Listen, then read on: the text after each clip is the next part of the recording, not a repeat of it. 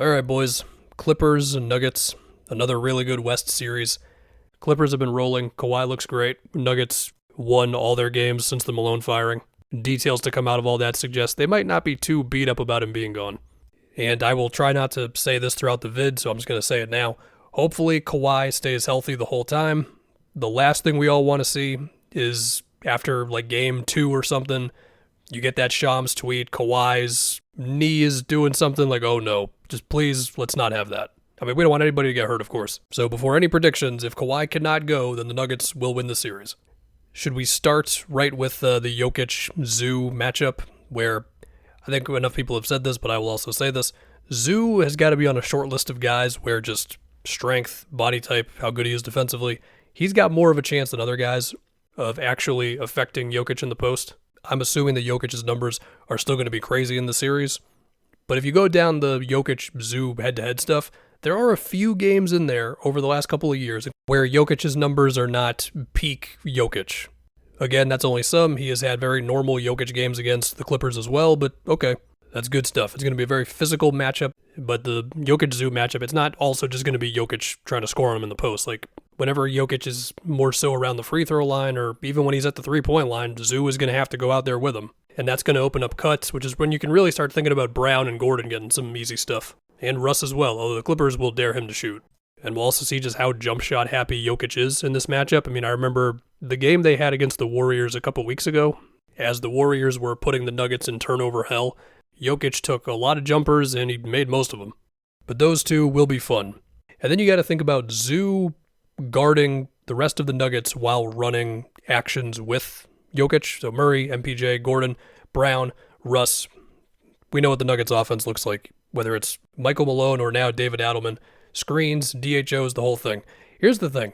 Zoo, I'm guessing, is not going to want to come out high on a lot of these screens, not because he can't, but more so it just gives Jokic more opportunities to get open on the back line, right? So therefore, that is going to give some opportunity for Murray and MPJ to get pull-ups off of any Jokic thing. Now, as I say that, Chris Dunn is going to be chasing Murray. He's really good. I understand Steph ended up dropping 30-something in that game, had a bunch of turnovers, got free on Chris Dunn on some screens late. Jamal Murray is not Steph Curry. We know this. And the last time we saw Murray in a playoff series versus a great defense, that Wolves team, he struggled. I mean, yeah, he was good in the Game 7, but he averaged like 18 on bad efficiency for the series overall. And the regular season matchups with these teams were weird because guys missed games. Kawhi didn't play at all versus the Nuggets this season. But Murray, he did shoot well in all the games versus them this year.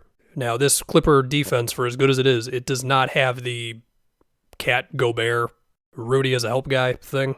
But at the same time, this Nuggets team in general just looks more vulnerable than last year's did before that series. And he's also going to be dealing with Derek Jones, I would imagine. Those are two damn good defenders to have to deal with all night. Yeah, he's going to have opportunities for pull-ups, and we'll just see what Jamal Murray we get. But if we get the Jamal Murray who makes it impossible to run any type of coverage versus him and Jokic's two-man game, then yeah, the Nuggets are probably going to win. Zoo being able to protect the basket from dropping back on Jokic actions, that does still matter for Murray. Now, it could just turn into him flipping it to Jokic and Jokic getting a floater off, but still, Murray's going to have to get some stuff at the basket. I will say, I don't totally know who's going to guard MPJ the most, because my thinking is you could go with Kawhi on him and just tell Kawhi to devote his life to sticking to MPJ no matter what. You could also just put Kawhi on Gordon because that one's just like more so the natural position thing, because that allows Kawhi to be a help guy off of Gordon where he can't really do that off of MPJ. And also it allows Kawhi to switch like Jamal Murray screens if Gordon and Murray want to do that. So there are some things to figure out there, but the point being is MPJ, he's going to get his jumper opportunities off of anything Jokic does. Against the Lakers last year, he made basically everything. And then against the Wolves, he missed basically everything. And I just think with MPJ, if you can be physical with him off the ball as he's trying to get open off of any screen action you can imagine, and then if you can hound him on the ball, you can make it tough for him. And so again, like if he's got Kawhi on him, if he has like Derek Jones, I'm just assuming Chris Dunn's going to be on full-time Jamal Murray duty. Now, if it ends up being Harden or Powell that MPJ is dealing with the most, like yeah, there's going to be some more opportunity to get open for stuff. Nuggets could try to get Harden guarding actions involving Jokic. I didn't really talk about the help too much off of just Jokic post-ups. How much help are they going to provide? My guess is deep down the Clippers do not want to put their defense in heavy rotation, but they're going to have to do it because Jokic forces you to do it. but I do trust the Clippers to not get as torched on open corner threes, which are going to be like skips from Jokic, or if they do Murray or MPJ one pass away from him, they're not going to give up that stuff as easily as other teams. It's still going to happen. Jokic just forces you into being uncomfortable defensively. And Christian Brown's going to get like some backdoor cuts, and I can already picture Christian Brown just challenging Zoo at the rim. That's going to be fun. I can picture Brown getting some big transition buckets and the Denver crowd going crazy. I feel like Brown's just going to annoy the hell out of the Clippers on both sides. They will dare Aaron Gordon to make threes. He would very much prefer that they were from the corner. Gordon is going to get some cuts. He's going to get some duck-ins. And if it is Kawhi on Gordon, Gordon's not going to be able to just bully Kawhi to get a bunch of offensive rebounds. But this Clippers defense is really good. I suppose there is the will we see Kawhi guard Jamal Murray thing. I mean, yeah, you will sometimes. And maybe for like a fourth quarter stretch, he could just be like, all right, put me on him. But like Kawhi, he's not going to be on Jamal Murray the whole game. We're past those days. Besides all that, Ben Simmons will be here off the bench. Okay. He passed up a layup in the last game. Batum might play. And then also the Batum has a groin injury. We'll see. He's smart. And the Clippers are going to dare Russ to make jumpers. I remember last playoffs, the plays where the Mavericks would, this is when Russ was on the Clippers, they would put Kleba on him, and they would say, Russ, go ahead, and he was not able to make him pay.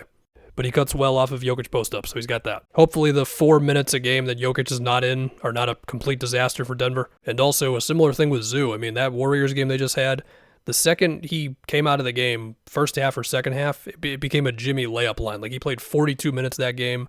Zoo, he played the 33 minutes a game in the regular season, which was the most of his career. You're going to see Zoo minutes that you just have mostly not seen in his career these playoffs because they need him that much. As far as the other side of the floor, I actually do want to start with the Harden screens stuff, and I actually want to start with Christian Brown because I'm guessing Christian Brown's got the matchup. I'm guessing Russ will also end up on Harden sometimes. When the teams were healthy in one of the games earlier, Brown started the game on Harden. I'll go off of that.